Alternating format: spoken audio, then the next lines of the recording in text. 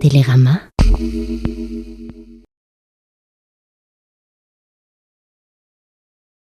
Dès la monarchie de Juillet, vous trouvez en France, dans la presse, chez les écrivains, en particulier chez Balzac, des gémissements sur le fait qu'il y a de plus en plus d'artistes, ils sont trop nombreux, l'art se dégrade justement dans ce nombre, et Balzac a d'ailleurs écrit une nouvelle qui s'appelle Pierre Grassou, qui est extrêmement cruelle pour les facilités, en quelque sorte, que un public non préparé offre à des artistes de second rayon.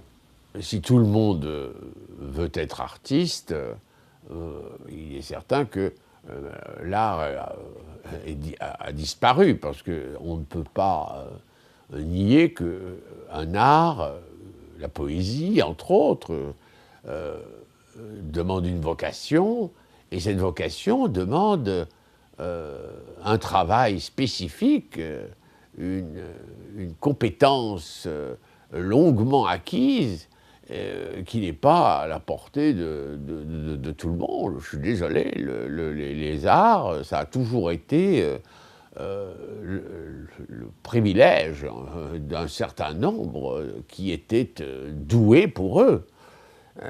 C'est un mensonge, c'est une flatterie, c'est une hypocrisie que de faire croire qu'il suffit de se déclarer poète ou artiste. Si l'on laisse entendre que chacun peut devenir danseur, cinéaste ou poète, je crois que là, on s'engage dans une voie qui est pathétique.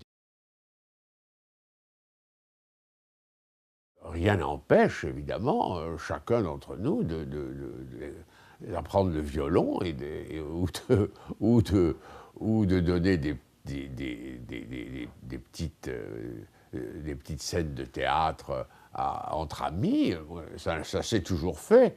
Je ne vois pas du tout pourquoi on n'encouragerait pas cela. Enfin, de là à noyer, en quelque sorte, le poisson des arts, des lettres, dans ces pratiques, je dirais,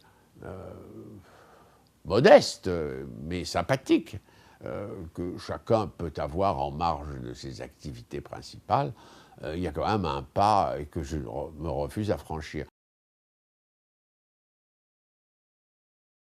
En même temps que on a vu la politique culturelle aller de plus en plus vers une sorte de saupoudrage qui ressemblait de plus en plus au marché des loisirs, on a vu aussi l'éducation au sens classique du terme quasiment disparaître. Et à partir du moment où on n'a plus appris à l'école un certain nombre de poèmes, un certain nombre de références anciennes mais essentielles, il est évident que l'intérêt pour les arts au sens profond du terme, et non pas simplement pour les images, parce que moi je fais une grande distinction entre les arts qui demandent de la contemplation, du recul, une réflexion, une certaine immobilité, si vous voulez, et puis les images qui défilent et qui vous distraient, mais qui vous distraient sans vous combler. Voyez ?